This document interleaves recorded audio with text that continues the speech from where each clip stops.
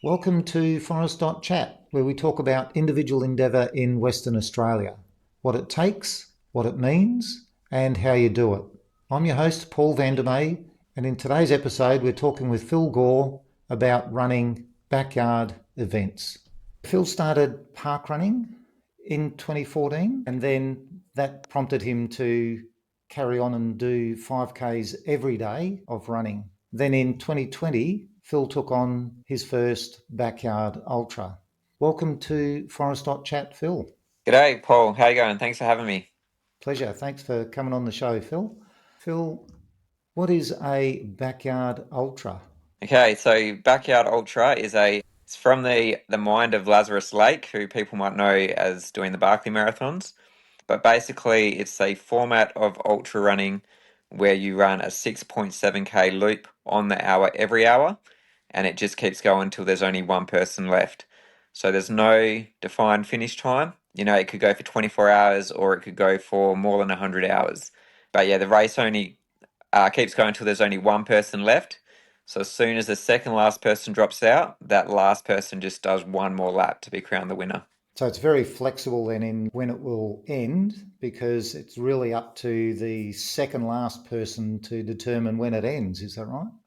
Yeah, that's it. It all comes down to who turns up on the day and how their races go on the day. You could get some really strong competitors come and you could think it's going to go a long time, but then something could happen that's unexpected. It could end up finishing a lot earlier, but then you could also get someone who has never done this before and has just come out of the woodwork, bit of a dark horse, and end up going really far. So there's never a way to know how far it's going to go for certain. I mean, you can make some educated guesses, but yeah, you're never going to know for sure. And what's the significance of the 6.7 kilometres? So that is in 24 hours, that's 100 miles. So if you can last 24 hours in a backyard ultra, it means you've done a 100-mile event in less than 24 hours. That's a pretty significant achievement, isn't it? Yeah, and I don't know. Yeah, apparently there was a stat that there's more people who have done 100 miles in under 24 hours in the backyard than all the other 100-mile events combined.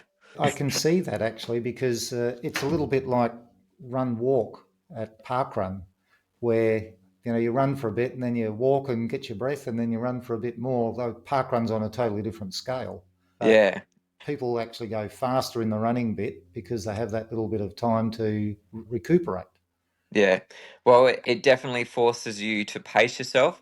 So everyone's going at 6.7 k's an hour. You can run the laps a bit faster, but that just means you're having more break time. You still start the next hour the same as everybody else. And what's the biggest number of people you've started with? So Sydney Backyard Ultra, which was 3 or 4 weeks ago, had just under 500 people, which is the biggest starting field worldwide. So Worldwide, yeah, and you were in there amongst it. that's it. Yeah. And what was the feeling like at the beginning of that? Yeah, it was like day one just felt like a completely different race because there were so many people around. You just kind of get lost in the crowd a bit. You've got different people to talk to each lap. There were so many people there who, it was their first backyard ever. So yeah, there's a lot of excitement and stuff happening around on course, and yeah, a lot of people having fun. Some people aren't having fun, but yeah, it was like a completely different race. After 24 hours, the field had thinned to maybe, I can't remember now, somewhere between 10 and 20 people. And then yeah, so it kind of felt a little bit more serious then, like we're down to like the runners that were going to go a long way. Well, they already had gone a long way, but these guys are really pushing it out there. So that's a pretty amazing effort. I'll just come back to Western Australia. How Yep. many backyard events are run in WA? So there's three. So we've got Birdie's Backyard, which is the original one. That's held in Moody Yarrup, which is about halfway between Perth and Albany. We've got Hurdy's Front Yard, which is held at Herdsman Lake, right in the city of Perth. And then we've got Red Dirt Backyard Ultra, which is way up north in Karratha. So you've got to get up to Karratha to do one as well. Yeah, yeah. It's a really good community up there though, and it's quite a warm event, but it's held in the middle of winter, so it's yeah, good to get away from the cold in Perth for a little bit and yeah, go and get some warmth. Yeah, people depart from here. I'm in Australind, so they depart from Australind for the winter as well. So, what sort of numbers are these events attracting for the three in WA? So Hurdy's is getting between 400 and 500 people. So it was the biggest backyard in the world until Sydney just recently overtook it. Birdies, I think, will get about 200 to 300. And Red Dirt, they've only done it 1 year, but yeah, they had, I think, just over 100 last year. So that's still a great turnout to up in the Pilbara Yeah, to yeah, a do lot of that. these events, because it's quite a niche event, yeah, most of them around the world probably have less than 100. So to get like, yeah, over 200 or 300, yeah, that's a pretty big event. Phil, what does it take you to run a backyard ultra I, marathon? I think I'm just a very, I'll say stubborn or persistent person, and I don't like to quit anything. And a backyard ultra is an event where everybody except the winner is called a DNF. So yeah, I did my first ever backyard. I wasn't quite sure what to expect. I kind of thought I could get over 24 hours, but yeah, I really had no idea of how far I would go. Ended up getting to 39 hours, and yeah, that was way beyond my initial expectations. But I kind of felt, even though I was absolutely destroyed at the time, but I kind of felt like I might have something here. Like I might have a bit of potential to go far in these events. And so I kind of made that my focus and I looked at all the little things that I could change or improve to help me go further. And I kind of approached these events with a very kind of systematic and like I'm very organized with how I set everything up, how I plan everything, how I what sort of gear I use, even down to like having schedules for my crew and stuff like that. So there's a lot of logistics and organizational things to do. It's not just about going out there and running. And I think that's what's helped me be able to really push my limits in these events. So that almost seems a bit of a contradiction to you've got absolutely no idea how long you need to be out there, but Yeah. you plan really thoroughly for it. Like Yeah. how does that play out? Well, I so my plan goes like it goes a lot longer than what I expect the event to go for. So I'll have a plan in place for like it goes up to like a week now, and the world record is it's just been broken actually. It's at 116 hours now, which is just under 5 days. So the chances of an event going 7 days is very unlikely. But I just plan that far ahead because I don't want to have a point in the race where I reach the end of my plan and go, oh, okay, now what? And then not have the food or the gear or all of that sort of stuff to kind of help me go further. And it's also just that mental block. It's just like, oh, well, I reached the end of my plan. It's like, might as well just stop kind of thing. Because, yeah, when you get deep into these races, as much as you're focused on going as far as you can, there's also a part of your mind that's kind of seeking out little excuses which could be a plausible reason to end your race. So you got to try and reduce all of those reasons. And I think that the plan is one of them. If your plan is still going, then you're still going. And if your plan stops, it's like it's just another reason for you to go, oh, yeah, okay, my plan stopped. That's pretty good. I reached the end of my plan. Let's just stop now. Yeah, I could see how that would play out. The other way would be to look at it and go, well, my plan recycles back to, section two or whatever. It's not the first bit because that's probably Yeah. going to be too hard. But then also you'd have to have all the gear that you talk about. So Yeah. And that's like pretty much like my plan does kind of go in a 24-hour cycle. The food might be on a 48-hour cycle. So whether I print up enough pages for like, 4 days or 1 week, it's just a matter of basically printing more pages, but then just changing the distance and the lap number. So yeah, but I want to make sure I'm prepared in terms of having that food there because I don't want to get to a point like towards the end and be like, oh, hang on, we're going to run out of food here, and then have to organise to send someone to the shops, and yeah, it'd just be a bit chaotic at that point in the race. Yeah, I just like to be fully prepared. And you know what? If I've got too much food, then that's just, extra food I've got to eat during my recovery. So. We haven't covered the preparation or the recovery side of things, but I imagine there's a fair bit goes on there as well. Yeah, definitely. So, yeah, pretty much as soon as I finish one event, I'm looking towards the next event and, working out my training plan and what I need to do in preparation for that. I'm looking at my plan that I use for that event, and then are there any tweaks or changes that I need to make before the next event? I'll be having, meetings with my nutritionist discussing what worked and what didn't work and what are we going to keep and what do we need to change? What other things can we look into? So yeah, it's kind of like, I guess it's like all I not all I think about, but it does take up a big chunk of my brain power. So yeah, I'm either looking forward to the next event and planning for that one, or I'm recovering from a previous event and yeah, kind of debriefing and working out what went right and what went wrong. You're doing a number of long distance events every year, so I gather you never fall back to step one, do you? You've always got a level, like you go through recovery, but you don't go back to zero.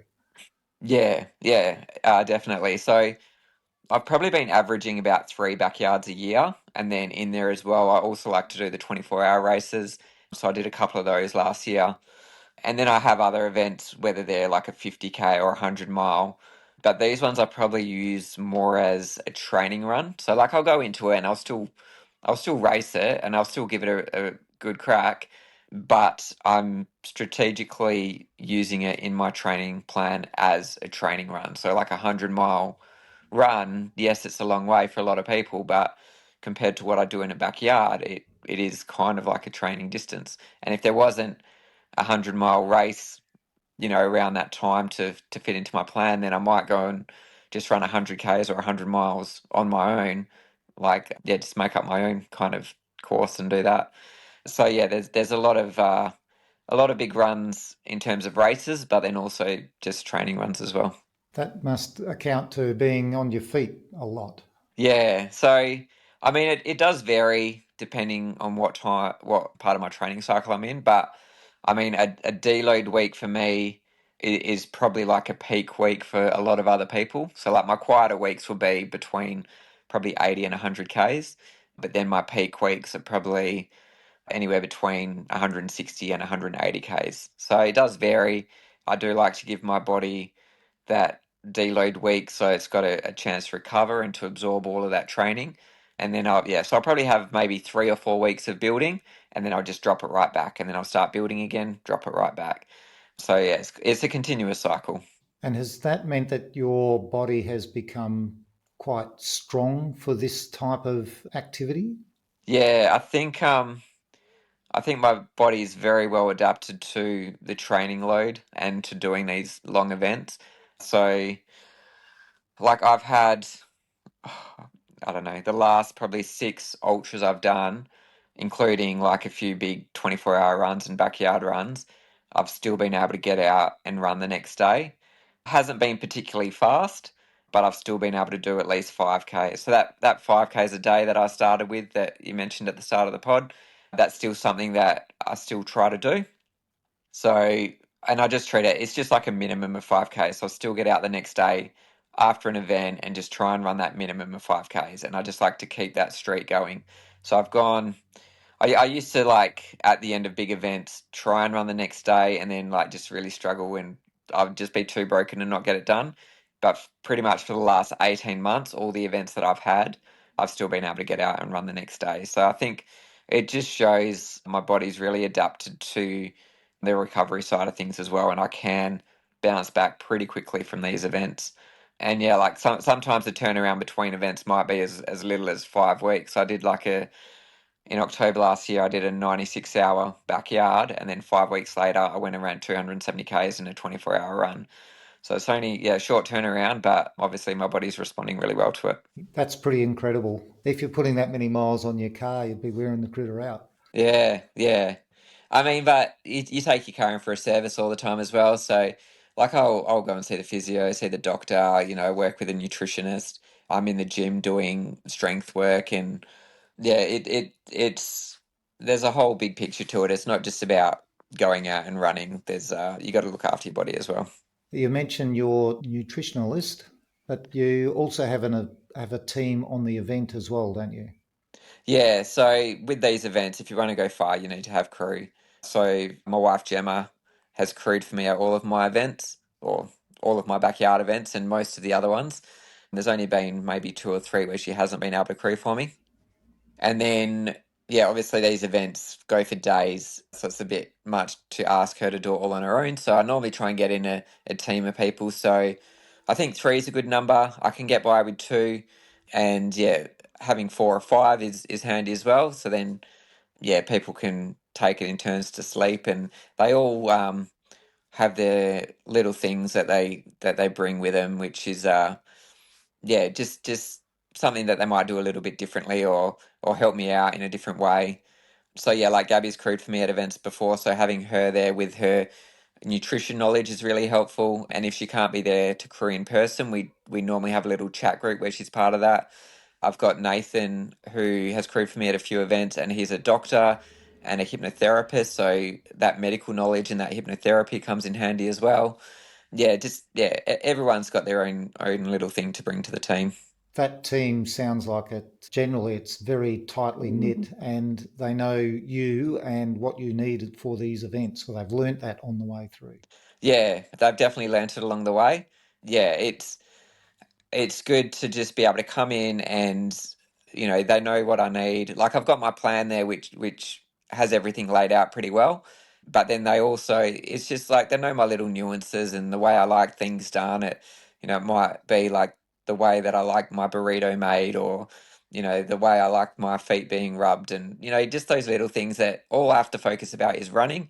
And then when I come in for the break, it's just hand over to my crew. They look after me, they get me ready to go out for the next lap, and then I go out again. And yeah, it just really reduces the stress for me, and takes the yeah. I don't have to think as much. They can think for me. They know what I'm capable of. They know what I've done before. They know the right things to say and the right things to do to keep me moving. It's amazing that you've got those people around you. It could go quite differently if they didn't understand what you need.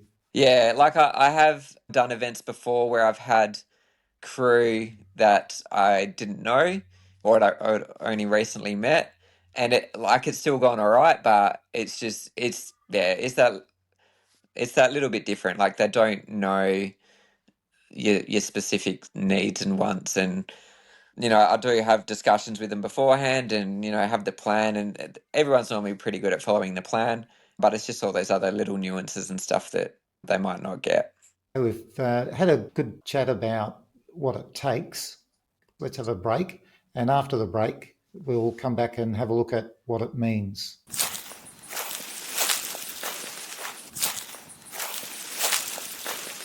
We've heard what it takes, Phil, to run backyard ultra marathons.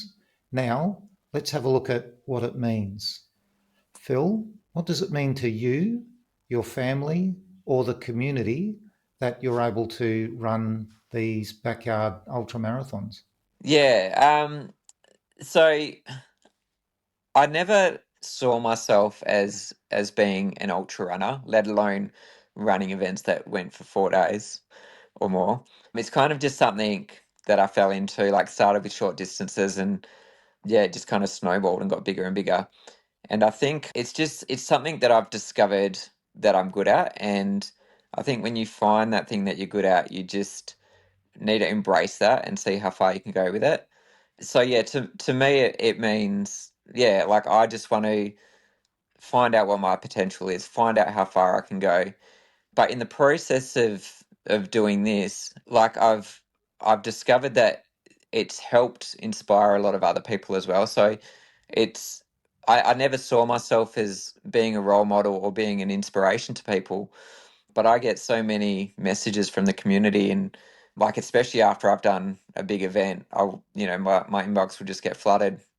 But people saying how much I inspire them, or it might be that they're now taking on their first backyard ultra, or it might just be that they've decided to start running. So I think I never thought of myself of having this impact on the community, but from this feedback that I get, it seems to have made a difference to a lot of people's lives. And it's great going to events and so many people come up to me that I've never met before, but they know who I am. And it might just be a young kid who wants to be a great runner one day. He comes up and says something about how much I've inspired them or something like that, and it just it makes me realize that this is more than just me going and running. This has a flow on effect. This inspires other people, and it might not even be about running. It might just inspire people to push through hard things. And so that's one side of it that I never really thought that I'd have an impact on. And I think for me and my family, like especially with my wife, I think it's definitely made us a lot closer. So my wife is not a runner in like she won't come out running with me. I mean she's done events, like she did 110 Ks in a 24-hour event. She's done some other smaller runs.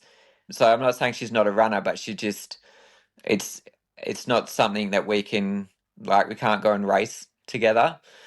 So this is something that's brought us closer together because she loves the crewing as much as I love running. In fact, I think sometimes she likes it more because she's the one saying, "Oh, you should do this event," or whatever, and then she'll push me into doing something just so she can go there and be a part of it and crew for it. So it's good that we both have a very different skill set. It is something that we can share in together. And we've got to go to a lot of different places that we wouldn't normally go if I wasn't running. So yeah, we've been like all over Australia, been to the US for an event. We've got a choice this year if we go to the US again or go to France for the 24-hour world champs. So yeah, we've been able to make a lot of memories together, and it's good to have this thing together that we can enjoy in our own separate way. And you do have some impressive achievements in amongst what you've done. Yeah, yeah. It's weird, like they are impressive achievements, but for me I don't kind of see it. It's just normal for me, I think.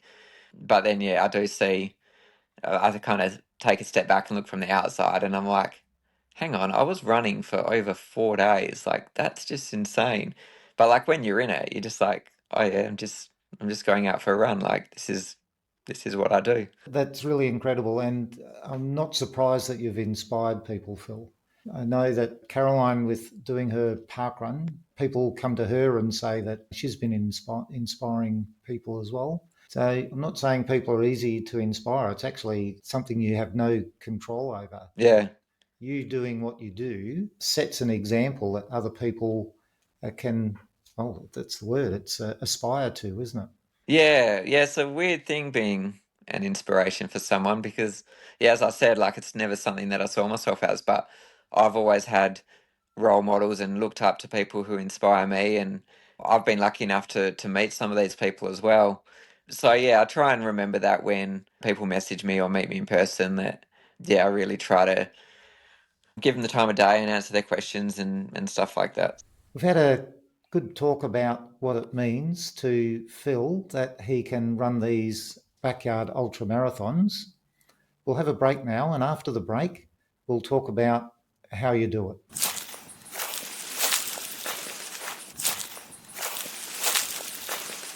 We've talked about what it means for Phil to run backyard ultra marathons. Phil, how would somebody go about approaching their first backyard ultra marathon? Yeah, the first thing I'd say, the first tip I'd give is don't set yourself a goal. If you're, yeah, if you want to go into this event to see how far you can go and to see what your potential is in these events, don't don't go in there thinking, oh, it'll be great to get to 24 hours or it'll be great to get to 48 hours, because straight away you're setting a limit in your mind. You just want to go in there with the aim of staying in the race for as long as possible. So as I said, like with my plan goes up to 7 days. not saying your plan needs to go up to 7 days, but just have it something that seems so far-fetched that you won't get there. And this way you're not going to give yourself that out. You're not limiting yourself. So yeah, go in there, have a plan, but don't have a goal. It's nice to tick off little milestones along the way. So yeah, if you want to get to 24 hours, that's the cause for, have a mini celebration. But then as soon as that's done, you're focused on the next one. That might be 36 hours or 48 hours. There's these little things that you can tick off along the way. But then as soon as it's done, you have your little celebration and yeah, look towards the next one. Yeah, these events, they're very much mental. You need to be mentally strong. You need to be able to push through a lot of discomfort, but there's always going to be that physical aspect. So yeah, just do a lot of mileage. So not too much that you destroy your body, but as much that as your body can comfortably handle, and just try and gradually build that up. Don't just go from running 5Ks a day to running 100 miles a week. For me, it was a very long transition over multiple years to kind of get to that point. So yeah, just work within your capabilities. But I think more important than the number of Ks you do is what sort of runs are you doing. So if it's pouring down with rain outside, conditions are horrible, it might be really muddy. That's really easy to just say, you know what, I'll move today's run to tomorrow, or I might wait till later this afternoon when it's dried up a bit. Just go out, put yourself in that uncomfortable situation where you might not enjoy running in those conditions, but you know what? There's going to be times in the backyard where you need to line up for the next lap and it might be raining. You can't just say, well, I'll sit this lap out, or now's a good time to quit. The same thing with like if it's really hot, or you might be a little bit sick. Obviously, if you're bedridden, don't force yourself to go out. But if you've just been recovering from a little bit of a cold, or you're hungover or something like that, it's not going to be fun to go out for a run. But if you go out there and you run, you're just building that knowledge in your mind that when you're feeling like this, you can still go and get 6.7 Ks done, because you're going to get into a backyard and you're going to feel really sore, or you're going to feel sick. You might be throwing up, but in your mind, it's like, well, hang on, I've felt worse than this before, and I've still gone out and done a 6.7K run. So let's just go and do a 6.7K run, and then we'll reassess when we get back from that lap. So I think, yeah, do the hard things. Put yourself in those uncomfortable situations, and it doesn't have to be with running.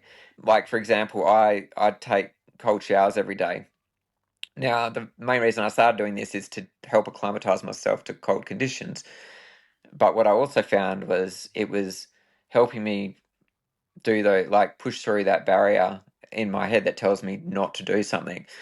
So like you turn the shower on and cold water's coming out and you're like, I really don't want to step under that because it's going to be freezing cold and it's going to be uncomfortable. But you just take a breath and you're like, nah, I got to do it. And yeah, you're just conditioning your body to push through that discomfort and to do those hard things. So whenever you're faced with those situations, just embrace it. Just take it on as a challenge. And yeah, I think that sort of stuff is going to help you go further in a backyard than necessarily than the mileage. Yeah, you might not be able to get your mileage that high, where there are time constraints or your body might not be able to handle it at that point or whatever. But there's all these little bits of mental training that you can do that's going to help you go further. So there's very much more than one aspect to what you need to build up. Yeah, definitely. More than one aspect, but yeah, it is in a way, it's very simple. You just want to be able to do as much mileage as your body can handle, and just put yourself in those situations that are uncomfortable, and just focus on those sort of things, and that'll help you go far in the backyard. You make it sound so simple.